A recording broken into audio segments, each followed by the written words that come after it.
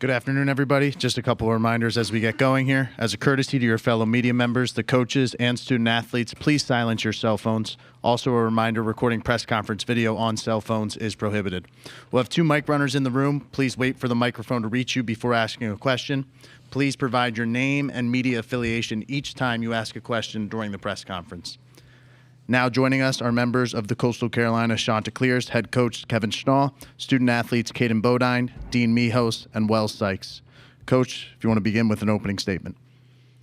Congratulations to LSU, Jay Johnson, his coaching staff, their players for winning their 8th national championship. They deserved it. They earned it. They played just a little bit better than we did. I'm sorry. I'm not sorry for what happened. I'm sorry for this being over. I'm sorry for how it ended.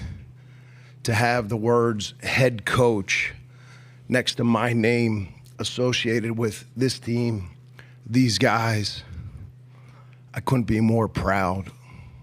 What they accomplished this year, 56 wins, 26 straight, regular season conference champions, conference tournament champions, Conway regional champions, Auburn super regional champions. This team got us back to the College World Series. This team got us back to the College World Series finals. Again, proud is an understatement of how I feel about this team. The impact that these guys and this team will have on me the rest of my life will be far greater than the impact that I've had on them. And I can't thank you guys enough. I can't thank this team enough. Okay, at this time, we'll open it up to questions for the student athletes. Noah Bieniek, 11.7. Question for Dean. Top of the second, you go yard. Big response after the first inning. Can you talk about what was shared between the team after the first inning? Yeah, we're just trying to get ourselves, down from 100 there. Things escalated a little quicker than we would have liked, and we're just trying to get back to a level where we could, breathe, get our feet back under us, and try to continue executing.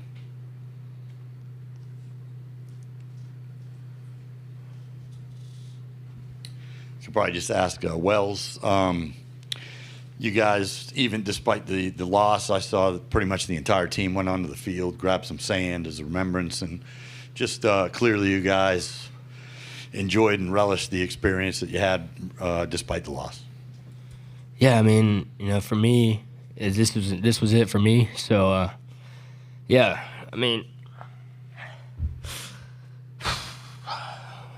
my apology. Yeah, these are my guys, man, and I just want to thank Coach Schnall and the rest of the coaches for giving me the opportunity to come here.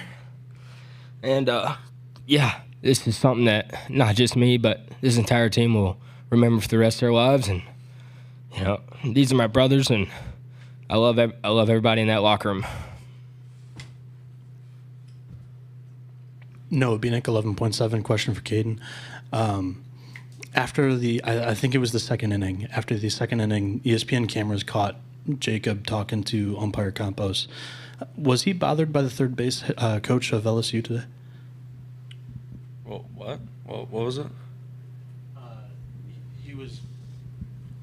He was talking to the home plate umpire walking back to the dugout. I think it was after the second inning, motioning towards over by third base. Do you know possibly what that was about?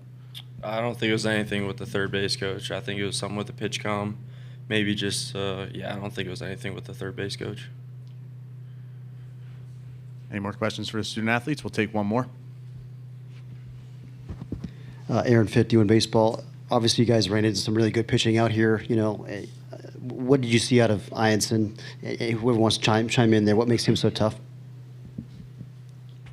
I think he was just able to mix well. I don't think it was everything too overpowering for us as hitters, but you had a good day. And, hats off to them. I think that's really it. Caden, Dean, Wells, we appreciate your time.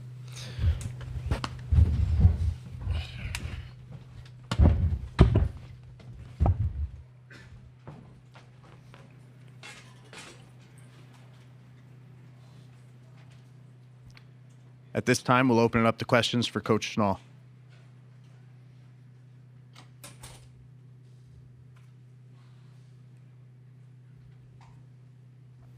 Noah Bieniek, 11.7. Coach, the 28th pitch of the first inning, were you warned prior to it? And then I know the home plate umpire kind of turned his back and walked away.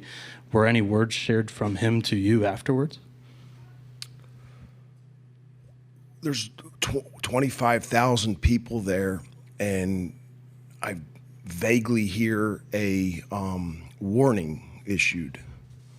As the head coach, I was an assistant for 24 years, and as an assistant, you're almost treated like a second level citizen, and you can't say a word. Now, as a head coach, I think it is your right to get an explanation of why we got warned. And I'm 48 years old. I shouldn't get shooed by another grown man, right? So when I come out to ask what the warning is, a grown man shooed me. So at that point, I can now hear him say, it was a warning issued for arguing balls and strikes. And at that point, I said, because you missed 3. At that point, ejected. If that warrants an ejection, I'm the first one to stand here like a man and apologize. 2 words that define our program are own it. And what does that mean is you have to own everything that you do without blame, without defending yourself, without excuses. If you guys watched the video, there was a guy that came in extremely aggressively, tripped over Campos's foot, embarrassed in front of 25,000, immediately goes 2-game suspension and said, bumping the umpire. Immediately does that. There was no bump. He was embarrassed. I shouldn't be held accountable for a grown man's athleticism. They'll retract it, though, because now it's excessive. And the reason why it's excessive, because I was trying to say, I didn't bump him. It is what it is. But if that warranted an ejection, man, there'd be a lot of ejections. As an umpire, I feel like it's your job to manage the game, the national championship game, with some poise, some calmness, and a little bit of tolerance.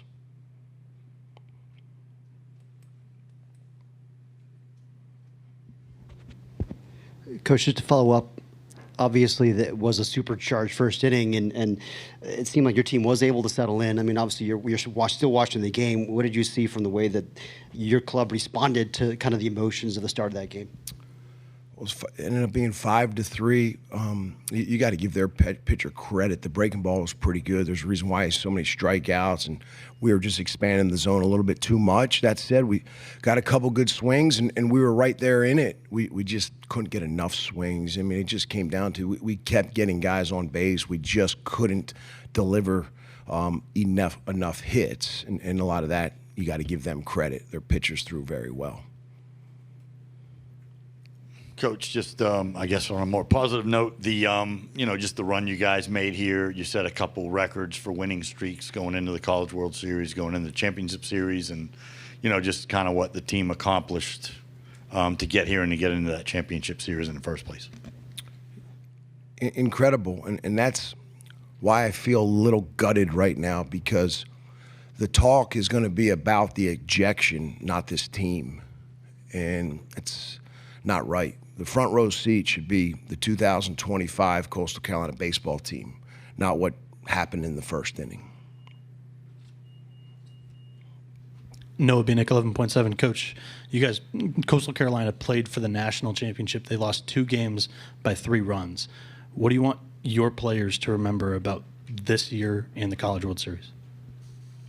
Well, they accomplished a lot. They accomplished a lot to get us just back to Omaha after what we did in 2016, and then to come to Omaha and play the way we did and get us back to to the World Series finals is really incredible. And this team will go down. Unfortunately, we lost, but these two games won't define what this team was. I mean, if this team won a national championship, you could argue this was the best college baseball season in the history. I mean, I'm a little bit of a college geek. You know, I'd go back and think about the '95 Fullerton team. I think had 9 losses. There was a Miami team there in 2000 and what was that? 2001. Miami was really good. You could put this team up if we won the national championship. I mean, this team would have been in conversation with the best season ever in college baseball. But again, these 2 losses, I don't think define it. That national championship team obviously is very special. But man, this team will hold a very special spot in my heart forever. That'll conclude our press conference, Coach. We appreciate your time.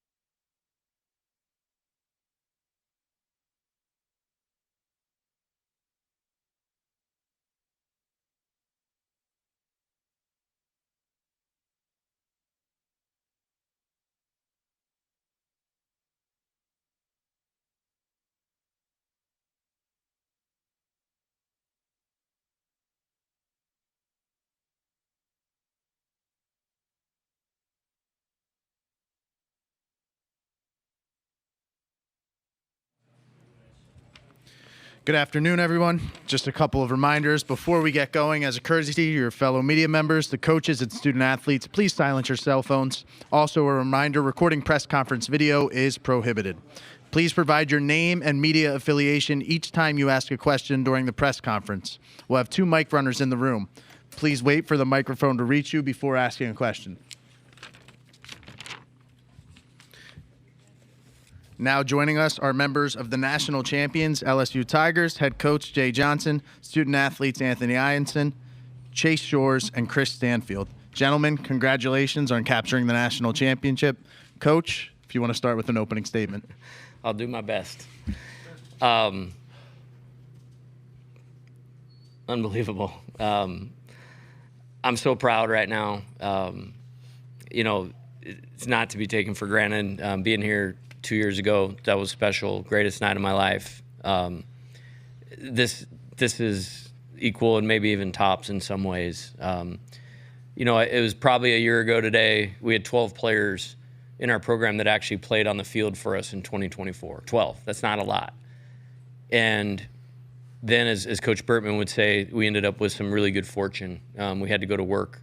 We got the really talented freshmen through the high school draft or through the Major League Baseball draft, and in a month's time, we were able to add Chris, we were able to add Anthony, Zach Cowan, Luis Hernandez, Danny Dickinson, to those 12 guys, which were the right 12 guys, and not included in that 12 is Chase Shores. And you don't get to this podium, you don't get to this moment without a lot of things going right over a long period of time. Chase Shores is the first real dude high school player that committed to us when I accepted the job. And I think this is appropriate to have these three players here. They are exactly what this team was, which is our motto for the year was tough and together. And I've never seen a team more mentally tough and consistent. I mean, we went through probably the hardest schedule in college baseball, and we had one hiccup, one. I mean, we're, a little speed bump at Auburn. But other than that, they dominated the season and they dominated the schedule. And it is talent, but it is character. I mean, I can't even picture my life or our program without a Chris Stanfield, a Chase Shores, and an Anthony Ianson. We were a little behind on Chris, and somehow he had the faith. We hit it off pretty quick, built a pretty strong bond, and we're able to get him. And then, I've mentioned this before with Anthony. There's one guy a summer in this crazy new world that we're living in that it's going to tip the scales for you to have an opportunity to be here and do what we just accomplished, and that was Anthony Ianson. And then Chase Shores, I'm so proud of him. It was a weekend starter on the 2023 national championship team as a freshman. His last pitch of that season was a 97-mile-an-hour fastball that struck somebody out from Tennessee with the box rocket. And then he had to go through the 18-month recovery rehab and persevered through all of that. And there's nobody I would have rather had finish the game tonight for this second national championship than Chase Shores. And I could talk forever and ever about a lot of different things. I would just say these three dudes sum up what the 2025 national championship team was. I love you guys. I will do anything for you for the rest of your life. And amazing. You did this. It would not have happened without you, so thank you. Love you, Coach. Love you too, Coach. Okay, we'll now open it up to questions for the student athletes. Noah Bieniek, 11.7. Chase, Coach kind of mentioned your duration through your LSU career, not necessarily the injury, how you kind of dreamt of it happening, but what does it mean to you to be on the mound for the final out at the College World Series National Championship? Yeah, it means everything. Being a part of that 23 team was special, but just to play a part in this run in Omaha was, a dream come true, and I wouldn't trade it for the world, and I'm just super thankful to do it with great teammates like Chris and Anthony. Michael Cobble, WBRZ TV in Baton Rouge for Anthony. And Chris, if you don't mind, we'll start with Anthony. The idea that you guys were battle-tested coming into this thing, right? And you've seen probably a little bit of everything. Obviously, the first inning in this one got off to a little wild, wacky start, but then you had to settle in and play ball for 8 more innings, I guess. Just speak to the resilience and kind of the understanding that this thing was a long way from being over. Yeah, like you said, we've been tested all year. I was just waiting for adversity to hit me in the game. right when that happened, I knew that's when I put my pedal to the metal and just push a little bit more, and just continue to fight for the team. And just I know that I got guys behind me that obviously, we just won this thing, so they're pretty good at baseball. But they just did their job behind me, so super grateful for that. Yeah, I say, we've been tested all year. We've been through some ups and downs, and there's no one I would do it with besides this team. Like, it's been amazing. It starts at the top with Coach Johnson and the staff, and just keeping us ready and prepared day in, day out. When we went down 1-0, like, that's really nothing for us because we know the whole game's ahead of us, and we got the best team. Anthony, now that you're a national champion, what did that Little Rock win, the last one, do for your guys' confidence? Yeah, I think we were confident before that, but I think just coming back from that game really showed us what we were about. Obviously, they played very well that weekend, and just us staying to our plan and our approach and just continuing to be ourselves really helped us out going forward. Aaron Fitt, you in baseball, Anthony, I assume when you made the decision to come to LSU that winning a national championship was a major reason behind that decision. Now that you're here, I mean, how does this compare to maybe what you dreamed it might feel like? Yeah, I remember hugging my parents right now with the natty hat and shirt on. When I dreamed about this place, and even on my visit, just looking at all the history on the wall, this is what I dreamed of, literally, throwing pitches, starting the game for the final game of the national championship. So just super grateful for Coach Johnson for giving me the opportunity, and thankful for God, obviously. Hey, Glenn Gilbo, Tiger Rag. Chase, what were you thinking when you came in? You went to a tough situation there. They got close. Just how was your heart pounding? What was going through your mind? Yeah, I was just trying to take it one pitch at a time. I just kept thinking about my teammates. Just really wanted to get the job done for them, and I feel like when you try to do something for your teammates, it kind of takes the pressure off of you, and it just allows me to go in there and focus on the job. Jacob Render, Baseball America. For all three of you guys, what does Coach Johnson do to bring this group together and get you guys to this point, especially with so many new faces in the building this year? Yeah, I'll start. He's the man. Like, I say that all the time, but like, we come in and we know, what our jobs are, and he lays it out for us and makes it very, very easy to understand. So for us to just go out there and be ourselves and play our game, like that's what LSU is. For sure. Yeah, I'm super thankful for Coach Johnson. I've really appreciated these past 3 years, and like Chris said, he's the man. He outlines everything before every game, and kind of just makes our job a lot easier because he, says what's going to happen before the game, and we just got to go out there and execute. Yeah, it feels like a movie when he talks about the lineup before the game, talking about everybody's role, how they can contribute to scoring runs on the offensive side. It's fun to watch, but nobody more prepared, obviously, than Coach Johnson. He puts in so much work that none of us see, just preparing the team and preparing the coaching staff to, tackle any obstacle. Michael Pojik, LSU Sports. Chris, talk about that 2 RBI single, giving you guys the lead, kept the lead after that. Kind of just talk about that, your thought process going up to the plate. Yeah, I went up there with a clear mind, and like Chase said earlier, I was just trying to do it for the guys. It was 1-1 at the time, and I knew if I came through, it'd put us on top. And, it was really just getting a good pitch and putting a good swing on it, like, all year. For Chase and Anthony, I think we can all agree Jay's the man. But how about Nate as well? The job that crew has done developing pitchers, right, and making this place a place that pitchers want to come pitch at. I guess you two can speak to it different, avenues. But what have you seen in the development in both of your games and Cade's game, that really has established LSU as maybe the place to be for pitchers? Coach Jesse's great. He holds us to a really high standard.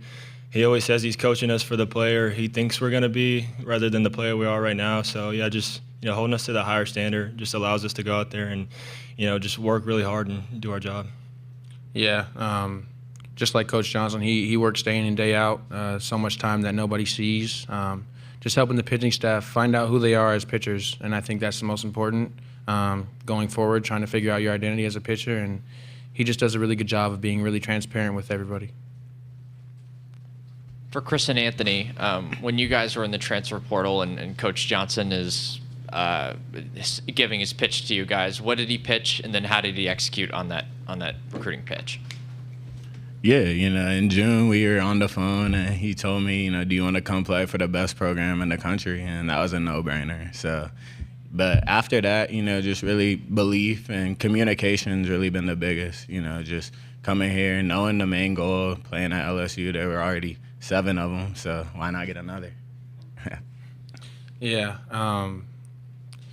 I just remember Coach Johnson calling me. I was still waiting to wake up from my dream. I didn't really believe it until I talked to him on the phone. But he would just text me every day, sending me pictures of the pinstripe jerseys. That's why I wore them, honestly. Just telling me Friday night, carving dudes, 24. What number do you want? 24. It's yours. Just super persistent, and credit to him. He made it clear that this is the place to be. We have time for one more question for the student athletes, if anybody has one.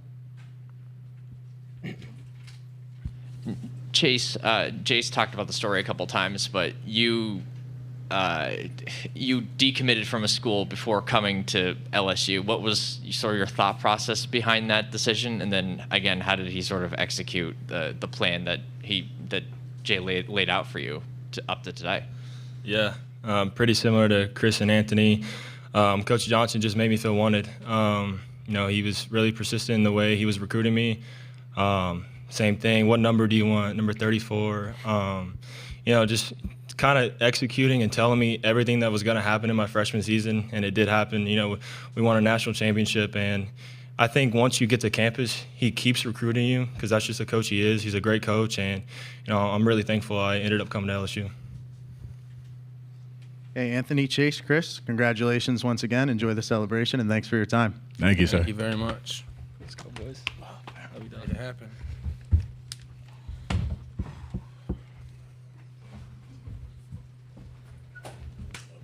Love you.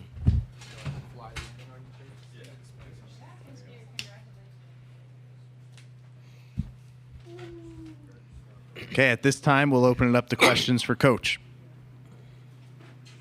Rogers D1 Baseball. Jay, when you and I talked in the fall, you had a pretty good feeling about this team, particularly from an offensive standpoint. Just what are your thoughts on just how this season progressed offensively? And also, I remember you saying, hey, if this Ianson guy pans out, we're going to be really good. And he panned out pretty good. Yeah, he's all right. I think it was unique. It was a new team, but I felt like I developed a really good feel for it quickly. And it was a style of player that fit maybe the totality of my career a little bit better than what we had last year. And I mean, we sent 13 dudes to pro baseball after winning the 23 national championship. And it's hard to overcome when you lose that talent. But it clicked. Chris, very dynamic player. And he didn't have a great season at Auburn the year before, but I liked him. I liked how competitive he was. I liked the athlete. And we felt like we could help him get better. He did. Danny is probably the star, guy that we brought in, and the person just far exceeds the player. I mean, he's so competitive. He's been playing with a broken hand since the first game of the NCAA tournament. Listen to what I just said. He broke his hamate bone in the game. He hit 2 homers in the first game of the NCAA tournament, and just got 5 hits in Omaha, and we went 10-1. I mean, if that is not toughness, I don't know what is. So, massive hats off. And then guys got better. Stephen Milam got better, especially down the stretch. Jake Brown got better. Jared Jones got better. And that's what happens. I mean, we can't promise that we're going to win 2 titles in 3 years and you're going to get to play in Omaha, especially going through the SEC. But I do promise them that they will be better players. And nobody does a better job of that than our staff. And I mean, going off of Michael's question, if you're a pitcher and you don't want to come here right now, you're out to lunch. You're not thinking clearly, because that's 3 dudes that pitched in this series that are all going to be in the major leagues within 18 months. And the offensive side, that's kind of my baby, and I take pride in it. And it's just a nonstop effort of player development. And then as far as Anthony, he kind of tricked me a little bit in the fall, but now I get it. He knew he was good, and he was kind of pacing himself for this run. Then we don't win the championship without him. And I mean, it got maybe overshadowed a little bit by Cade, but I think he won 12 games too. That's a lot in today's college baseball.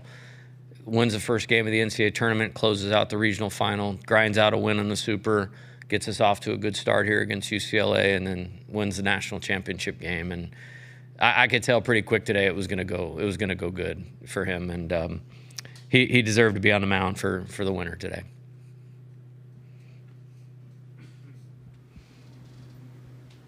Coach, right over here. When you're putting together this team and you're flying across the country, trying to do it through the transfer portal and even with the high school guys, how crazy was that? And what was your plan going in, maybe not your simplified plan, but your plan going in to try to find the right guys for you? Yeah, that's a really good question. I think I knew we had really good players coming back. It just wasn't a lot of volume. You know, I knew Big Man was going to get back and be healthy, and that was going to be a huge shot in the arm to the pitching staff. Might have been here 3 years in a row if he would have been healthy, you know, and never had gotten hurt. I really believe that would have been possible if you add him to, you know, what we had last year with Luke Coleman and Gage Jump. But 2 years in a row, in 23, we had 13 players drafted. That's an SEC record. Not an LSU record, an SEC record. Last year, I believe we had 8 pitchers drafted, another SEC record. That's a lot to replace over a 2-year period. And maybe it's why I'm just so proud of this thing. Like, I mean, this is a completely different team. As far as putting it together, I felt like we were a little short last year, and it wasn't by much. It wasn't by much, but it was just a little short of being able to win any type of game. And in matchup, you know, we didn't quite match up the way we needed to against, you know, Tennessee won it last year against, you know, them or maybe some of the other, you know, best teams in the country. But it wasn't by much. And I just went and did what I did to give us the opportunity to do this. And it's not like you're not trying every day of your life. It's just sometimes it doesn't work out, you know, like it's kind of funny story now, but like Nate Snead, who's like the best reliever in college baseball the last 2 years, like we eliminated Tennessee. He went on a visit to Tennessee while we were playing Florida for the championship. He was supposed to come on a visit a couple days later. Never came. He committed to Tennessee. Like, that's just how it goes. Like, I can't control being in the finals 2 of the last 3 years and losing some recruiting days. You know, like, it's just wild how it goes. But Chris, Danny, Zach Cowan, little bit of luck. We're playing Wofford. And I'm scouting Zach Cowan, going like, how did we land on this dude? This is who we're going to face in the first game of the regionals. And luckily they didn't pitch him because he'd thrown like 800 pitches in the conference tournament. But he goes in the portal, and it's like, I'm not asking Nate. I'm not asking Jamie. I'm not asking anybody. This dude is coming to LSU. And we got him. And 5 1/3 against Arkansas is the most talented team in the country this year. And one of the best, the first team all-SEC reliever. We just hit on the right players that were 1,000% the right people. And you have to have, you can't do it. You can't do that without all of that. And we feel very lucky and fortunate that these dudes picked us. And what a season. We have time for one more question for Coach. You do a couple more. It's okay. Yeah. I We just won agree. the national championship. Aaron Fitt's like one of my best friends. Sounds good. He was nice to me before anybody even knew who I was in college baseball. Good call. Coach, Kate Anderson from last year to this year, and then throughout this year, same thing with Anthony and Chase got better, and other pitchers got better as the year went on. How valuable was it to have your Nate Yeske for 2 years, the first guy you had for 2 years as pitching coach? Yeah, he's amazing. I mean, second year at Arizona, we made it to Omaha. Second year at LSU, we won the national championship. So I mentioned like why pitchers should want to come here. Oregon State, Arizona, Texas A&M, LSU. So all you college baseball historians, find me another pitching coach that's gone to Omaha with 4 different programs. Now double national championship, Oregon State and LSU. And big leaguers and All-Americans and all that. Nate is the best pitching coach in college baseball. And we've led the country in strikeouts 2 years in a row. I mean, I think it really speaks for itself. And I'm proud of him. He's a friend and loyal, hardworking, and he's really good at what he does. And if you're a pitcher out there, high school or portal, you should want to come pitch here, largely because of Nate Yeske. And then Jamie Tetko is our director of pitching development and analytics and has helped take this thing to a new level as well. So we got it all. We got it all. And I'm just really proud of that side of the ball We had to elevate the talent in the LSU baseball program on the mound when I took over here, and we have, and we've executed it, developing them as good as I ever would have dreamed of or imagined. Thanks for taking extra questions, Coach. We stay here all night. We just won the national championship. Noah Bieniek of 11.7. Every at-bat during the College World Series when Michael Braswell came up, LSU baseball fans standing applause. He made great defensive plays throughout the finals. Tallies a hit today. A statement on maybe Braswell's performance in the finals and also LSU fans. Well, we don't win the game last night without his defense.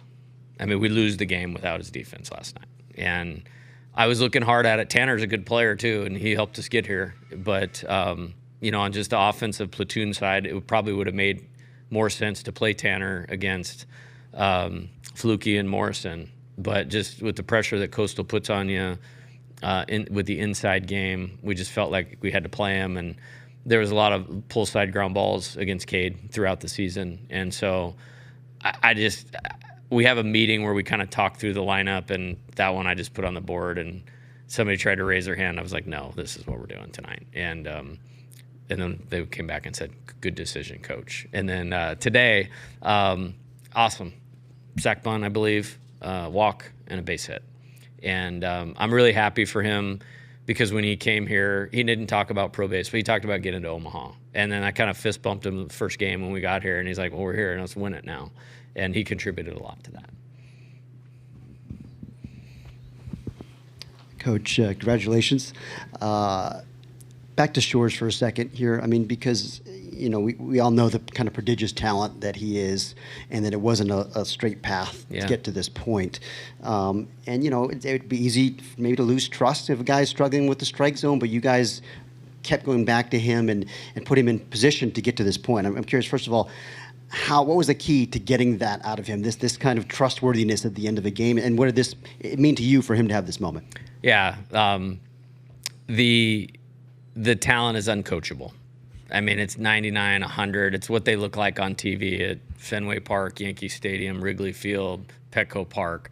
That's where he'll spend his life because he's got that ability. He missed a lot of development time. Like, I threw him right into the rotation on, again, one of the best teams in college baseball history because I wanted to get mileage on his tires to get that talent to become the skill that we're all seeing now. And then he got hurt, unfortunately, and missed all that time. And then this year, to be honest, he didn't pitch great, like going into the season and our scrimmages and all that type of stuff. But I felt like we had a good enough offense. We had good enough supporting pieces. We decided to start him because I wanted him to get that experience. And he had some success and he had some failures. But I felt like we got the development time in, and then we put him in a role that there's nobody better for that role. And then he had a couple speed bumps. He was pretty good. He had a couple speed bumps, but he had a bad outing in the regionals, the game we lost to Little Rock. And the response from that to what we saw against West Virginia and then the 4 games here, man, it meant a lot to see him on the mound because this just doesn't happen overnight, and it didn't happen last summer. I mean, that's like October of 2021, where he chose to come to LSU. And because of the injury, it took a long time to get to this point, but very well worth it. Jay, if I could get one about the game, you guys had base traffic, I don't know, like 16 out of the 18 innings, I think. Just your ability to work in and around that. And you kind of mentioned the importance of the defense, but just to be able to navigate that and only give up 2 bombs. Yeah, I think I'm looking at the stat sheet. We only walked 1. We had the 1 hit by pitch. And we laid out a pretty clear plan of what we needed to do to beat this team. Congratulations to Coach Schnall and Coastal. To win 26 games in a row is insane. We won 17 at one point this year and didn't feel like we lost for like 2 months. 26 is ridiculous. And it took the best team in the country to beat them. I mean, LSU is the best team in the country this year, not just the national champion. But Anthony, that's what he does, and they were talking about how we map out the game, and for him, it was simple. Close in the first inning. Like, if he usually gets through the first, he's special. So it was like, you're the closer in the first inning. And then do what you do, which is get better as the game goes along. And there is nobody better in baseball at pitching with runners on base than Anthony Ianson. And I just didn't feel like we ever allowed them to have momentum in the 2 games. It's like this. It's like in football. They were in 3rd and 8 the whole time because we did a good job keeping the leadoff guy on base, and when we got a base runner on, we immediately got the next guy out. Jacques Doucet, WAP-TV in Baton Rouge, talking to Josh Jordan on the field. He said winning is addictive. Like this feeling you're feeling right now, is this what you chase? Is this what everyone chases, and this what brings you back? Obviously impacting young people, and you love the game of baseball, but this feeling right now, how do you describe it? Yeah, this is different. I mean, the first one was the first one, and I felt like in coming here to LSU, I felt like I could help that group of players in the second year that we were here do that. And we needed to add Skeens, White, those guys. But I felt like I could help Trey Morgan be a better player and, Jordan Thompson be a better player. And so that was kind of that. This was just, I'm so proud of how this team went about their business. Because again, I mean, these guys are really smart, and they know the pro prospects that some of these guys are. I think I might have even called Kendall, and he rated us like 3 in the preseason or 4. I'm like, man, are you sure? That seems pretty high, just because you didn't know, because it was so many new pieces. But they performed like national champions every single day of this. We had a great fall. They did what they needed to do in December. We had a great lead up to the season, the 4 weeks leading up to the season, great in the non-conference. I mean, our league is so tough. Like, I mean, going 19-11 feels like amazing. You know what I mean? And then tournament time's our time. Tournament time's our time, and they were amazing in the NCAA tournament. What was your reaction, Scooter Hobbs, Lake Charles, America Press? What was your reaction to seeing your counterpart get tossed in the first inning? Yeah, that's my friend too, and somebody I have great respect for. I didn't have any reaction because I was so locked into what we needed to do in the game. And I was ejected for arguing balls and strikes this year, and they don't like that when you argue balls and strikes. And I'm not sure really what happened. I saw the first base coach arguing, and then he came out, and I don't know what was said, and don't want to get into any of that. This is a tough situation, but I literally moved past it immediately because, I needed to be locked in on what our players needed from our coaching staff. Jacob Runner, Baseball America. Is there a common thread between these teams that you've had over the last couple of years that allows you guys to have this level of success repeatedly, even with so many new faces every year? Character, 100% character. And it manifests itself in different ways. The first one was real trust and buy-in. And, hey, man, I'm some dude from California, and that probably wasn't going to work in Louisiana unless the players trusted what we were going to do, and we did, and we made it happen in 2 years. And then this one, I think that happened a little quicker because of what we had done to developing guys for pro baseball. Grant Taylor and Paul Gervais just got called up here in the last 2 weeks, and Trey's on the way, and Jacob Berry's close. That's what they want to do. And there's nobody better at helping guys do that than the coaching staff at LSU. So these guys, I think it was more about we just hit on exactly what we needed from the person and the player standpoint. There was no mistakes. Like a guy like Eddie Yaman, he didn't play one play all year. In the dugout, in the bullpen, phenomenal. And this was like an all-conference player at another school. Phenomenal. So we just got the right guys on the bus. We're going to take one more question. Michael Poggi, LSU Sports. You talk about your relationship with Skip Bertman. He made it here today for the championship, 8th in school history. What did that mean to you for him to be here, and what was that conversation like at the end of the game? Yeah, first off, the local people have probably heard me say this, but literally the best part of me being the head coach at LSU has been the relationship that I have with Coach Bertman. Far and away is the best part of being the coach at LSU is the relationship that I have with Coach Bertman. He wouldn't argue with me. I would say the 2 national championships are up there tied for first with that, and I think he'd be okay with that. But he came into the coach's locker room today, and I knew he was coming, but it was still it caught me off guard for a second, and I was like, oh, we're winning today. The man with the magic is in the house. And then he started talking what we were going to do for the celebration. I was like, Coach, this is a pretty good team that hadn't lost in 2 months, so we got to try to figure out to beat. But he's the best, and I think it's so awesome that he's here and that he got to share in this championship game. Coach, we appreciate your time. Congratulations once again. Thank you very much. Good job.